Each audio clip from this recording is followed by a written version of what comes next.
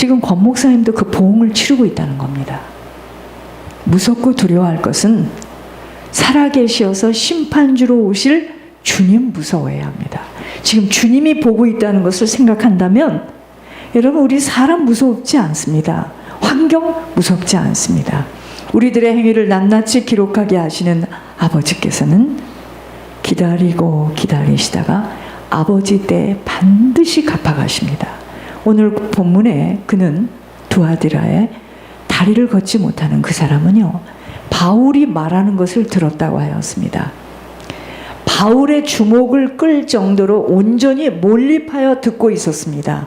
바울이 하는 설교를, 바울이 전한 복음을 온전히 그대로 받아들였다는 것입니다. 예수님의 십자가를 통하지 아니하고서는 사람은 구원받을 수 없다는 진리 앞에 그는 온전히 항복한 자였습니다. 비록 발은 쓰지 못하는 환자였지만, 그래서 예수님을 구주로 받아들여 구원 얻기를 갈망하는 뜻이 바울을 바라보는 그의 눈빛 속에 그대로 묻어져 나오게 되는 겁니다. 여러분, 우리가요, 하나님의 사랑을 온전히 받아들일 수 있도록 내 자신을 그분께로 온전히 향해야 합니다. 여러분, 인간이요, 내 스스로 노력해서 구원을 얻을 만한 믿음 키우지 못합니다. 여호와께서 하늘에서 인생을 굽어 살피사 지각이 있어 하나님을 찾는 자가 있는가 보려 한즉 다 치우쳐 함께 더러운 자가 되고 선을 행하는 자가 없으니 하나도 없도다. 여러분, 지금 믿음을 키우기는커녕 하나님을 스스로 찾는 의인은 하나도 없다라고 성경은 증언해 주고 있습니다. 하나님을 찾지를 않아요.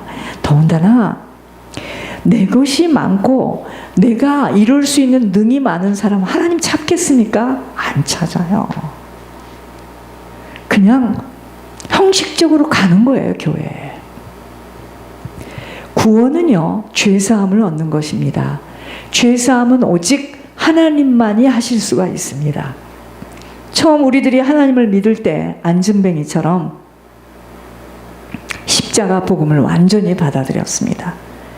내 자신이 죄인임을 철저히 자각하여서 오직 그 겸손하고 그 비참한 마음으로 하나님을 향해 정확하게 정면으로 바라보았었습니다.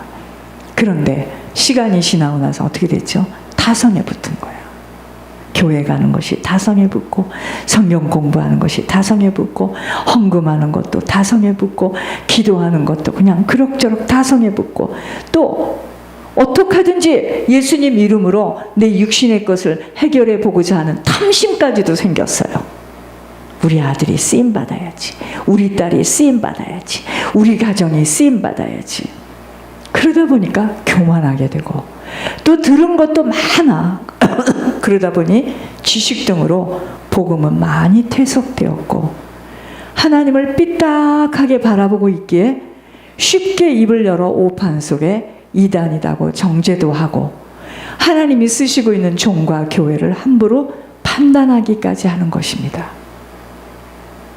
그러므로 하나님의 자녀는요, 구원을 이루어가는 과정을 지속하여 유지하지 못하면 구원을 흘러 떠내 보내는 일에 세상 것, 육신의 기준의 것으로 다 빼앗깁니다. 다 빼앗깁니다. 구원을 받을 만한 믿음으로 유지하지 못하면, 구원을 받을 만한 믿음으로 내가 믿음의 과정을 지속하여 걷지 못하면 신자가 하나님을 향해 정면으로 주목되지 못합니다. 절대로 하나님 앞에 주목하지 않아요. 세상에 주목하죠. 신자가 하나님을 향해 정면으로 주목되어져야 하나님도 신자를 향해 정면으로 주목해 주십니다. 하나님과 눈을 항상 정면으로 주목되어져야 오직 아버지의 뜻을 이루는 일만 생각하게 되므로 다른 일에는 관심을 두지 않게 됩니다. 오늘 본문의 안진뱅이가 바로 범죄하여 무익하게 된 우리들의 모습입니다. 나면서부터 우리 인생들은 죄악 중에 출생했습니다. 인생에게 있는 우리 인생에게 있는 모든 불행은요, 죄악에서 나온 것들입니다. 이 안전뱅이는 나서부터 한 번도 걸어본 자가 아니었습니다. 바로 구원받기 전에 우리들의 모습입니다. 소망도 없고 꿈도 없는 비천한 자들이었습니다. 하나님의 형상으로 지음을 받은 자였지만 이 안전뱅이는 하루하루 구걸하며 살아가고자 하는 목표밖에 없었던 자였던 것처럼 우리들도 그저 하루하루를 살아남기 위해서, 또 어떤 자는 좀 누리고 살아가고자 치열하게 살아가고 있는 것입니다. 이것도 걱정이고 저것도 고민이고 불안하고 초조하고, 불안하게 만들어진 세상에서 자꾸 무너지고 구멍나는 흙집에 하나하나 때우듯이 살아가고 있는 것입니다. 그런데 이 안전뱅이는요, 바울의 설교를 처음부터 끝까지 집중해서 열심히, 그리고 지속적으로 계속적으로 그 말씀만 들은 것입니다. 안전뱅이가 어떻게 해서 치유가 되어졌죠? 말씀 들은 겁니다. 바울이 하는 그 말씀을 뚫어지게 들은 겁니다. 말씀을 들을 때 성령의 역사가 일어난다는 것을 기억해야 합니다. 성령의 역사하심은요, 육신을 먼저 치유하는 게 아니에요. 영혼을 먼저 치유합니다. 말씀의 능력으로 말씀을 듣다가, 뚫어지게 말씀을 듣다가 안전뱅이의 속마음이 변화되어지니 그 생각이 변했습니다. 그리고 그의 의지와 감정을 사로잡으니, 그러자 그의 몸이 고침을 받을 수 있도록, 이 사람이 너무 뚜렷하게 바울을 쳐다보며 말씀을 듣고 있으니까 바울의 마음이 확신이 오게 된 겁니다. 그래서 그에게 일어나라고 자신 있게 말한 것입니다. 귀로만 들은 것이 아닌 마음으로 새겨진 믿음으로 일어나게 된 것입니다. 구원을 받을 만한 믿음은 곧 말씀을 듣는 믿음이에요. 우리도요, 종종 문제의 뿌리를 알지 못하고 가지치기만 하면서 늘 힘들어하고 넘어지기만 하는 것을 봅니다. 여러분, 화단을 키우면서 보세요. 화단. 잡초를 뽑았는데 끈질기게 올라옵니다. 끈질기게 올라오는 이 잡초는 그냥 자르기만 하면 안 됩니다.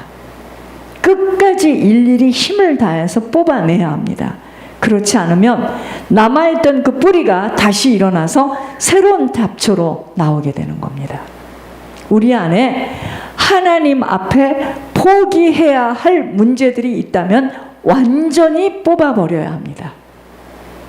여러분, 그러니까 이렇게 제가 사람들을 보면 사람을 의지해, 이것을 의지하다가 또 의지, 계속 그걸 의지해요. 제가 그 사람 인생을 이렇게 보면서 그 사람은 계속 그 의지하는 것 때문에 시간을 다 보내버렸어요. 우리가요, 하나님 앞에 포기해야 할 문제들이 있다면 완전히 뽑아버려야 합니다. 하나님 앞에서 고집을 부리거나 내가 이해하는 한에서 해결해 달라고 한다면 우리 문제는 영원히 해결될 수 없습니다.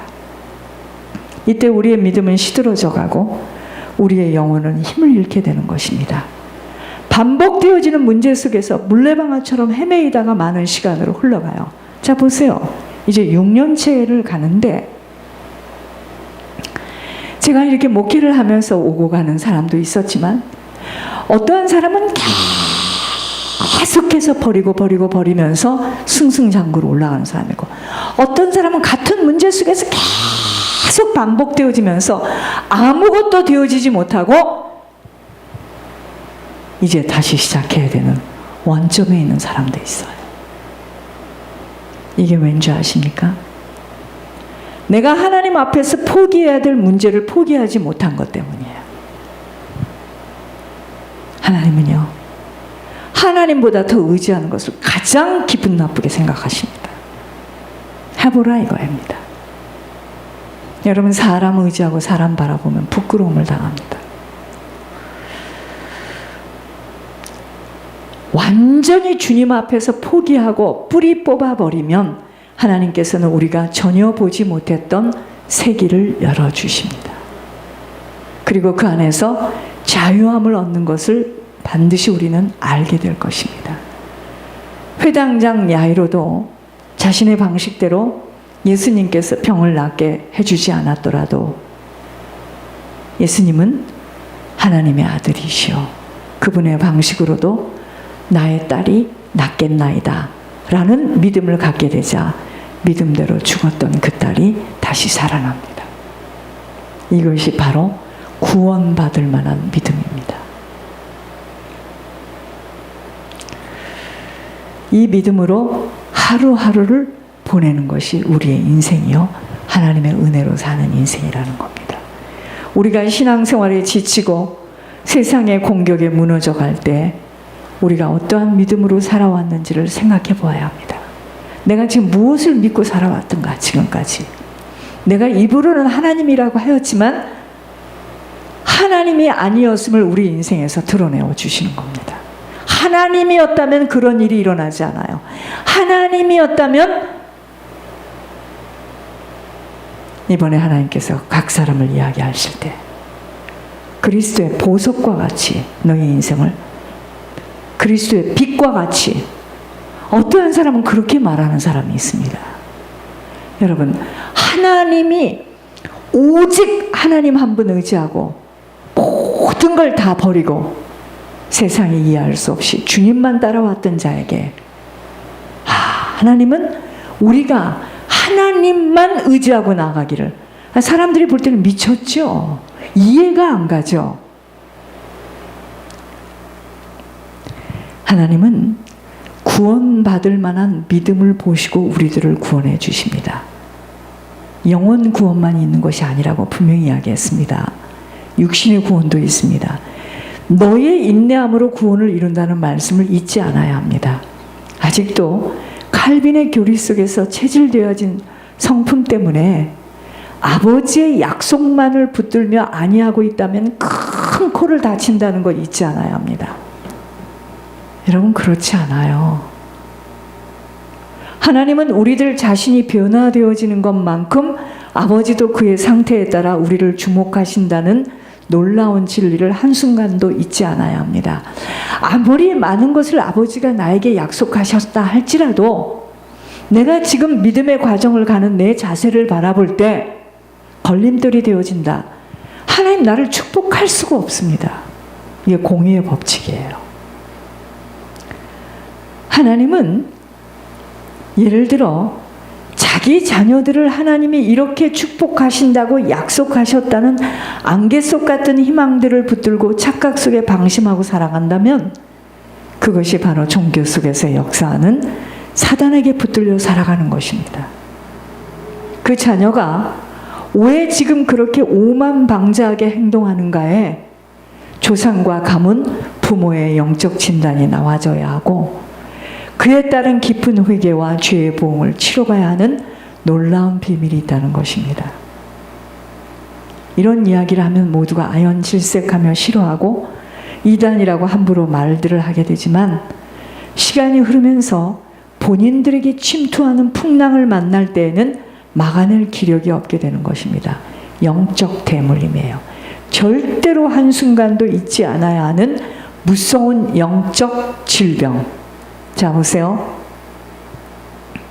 어머니의 죄 때문에 내 인생에 갈라지는 열매를 맺게 되니 내 후손이 또 자녀로부터 부모로부터 갈라지는 대우를 받게 되는 겁니다. 이게 대물림이에요. 이게 대물림입니다. 무섭습니다. 이 대물림이요 피하지 못합니다. 망함의 유산을 받은 후손들 반드시 어떠한 경로로든 축이 무너지는 망함을 당하게 되어 있습니다. 이혼이라는 가문의 파탄의 재산은 후손들이 다시 가정을 세워가지 못하는 이혼이라는 무서운 유산을 받아들일 수밖에 없는 것. 젊은 시절의 객사, 죽음 모두가 이유 있는 영적 유산이라는 것을 알지 못하기에 그저 눈앞에 보이는 것이 다인 줄 알고 묻고 잡히어 살게 되지만 죄를 짓고 떠나간 조상들의 열매는 반드시 후손들이 갚아가야 하는 무섭고도 놀라운 영적 원리를 피해갈 수 없다는 것입니다. 여러분, 영적 대물이며 정확하게 내려갑니다. 이것은 피해갈 수가 없는 원리예요. 몸된 교회와의 약속을 이행하지 못한 것에 사람은 이해할 수 있어도 하나님은 반드시 보응을 치르게 하여 어느 것도 속 시원하게 풀어가지 못하는 원리가 모두가 구원받지 못한 섭리에서 나오는 열매들이라는 것을 알아야 합니다. 여러분, 오늘 구원을 받을 만한 믿음은 우리가 영혼의 구원을 받는 것도 천국 들어가는 것이지만 이 세상에서 하나님이 하시는 일이 나타나는 육신의 구원을 받을 만한 믿음은 먼저 뭐죠? 하나님이 하시는 말씀이 잘 들려져야 됩니다. 그리고 하나님이 하시는 말씀에 함부로 서원도 할 수 없지만 서원한 것은 지켜야 돼요. 하나님과의 약속은 반드시 지켜야 됩니다. 근데 사람들은 이거를요, 아주 대수롭지 않게 생각합니다. 그런데 대수롭지 않게 생각하는 그것이 그의 인생에는 어떤 것도 대수롭지 않은 일들만 생겨요. 이게 하나님의 공의의 법칙입니다. 구원을 받을 만한 믿음. 우리가 하나님이 내 인생에서 나타나려면 내가 하나님께 주목되어질 때 하나님이 나를 주목합니다. 내가 하나님께 주목되어지려면 하나님이 나에게 하신 말씀, 내가 하나님 앞에 서운한 것, 여러분, 제가 이번에도 또 들어보면서 또 내가 이렇게 짤막한 것이지만 제가 이렇게 쭉 이걸 적어보면서 그렇구나. 이 사람은 세례 요한과 같이 회개를 외치면서 마음껏 영혼들을 일으켜 세우며 살아가야 되는 인생인데 그 길을 가지 않았기 때문에 인생 전체는 휘몰아치면서 산 거예요. 밟히고 부끄러움을 당하고. 여러분, 그건 명령입니다.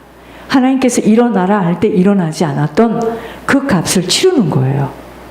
여러분, 이러한 것들이 우리가 하나님이 하신 말씀을 순종하지 않을 때 그때 당장 무슨 일이 일어나는 거 아닙니다.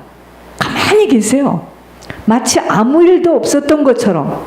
그러나 하나님께서 하신 말씀에 대한 순종하지 못함으로 인하여 우리 인생은 뭐죠?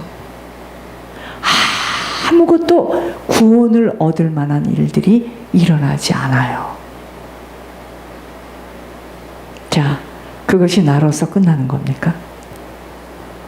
우리 후손들, 우리 후대들, 우리 가문이 보세요.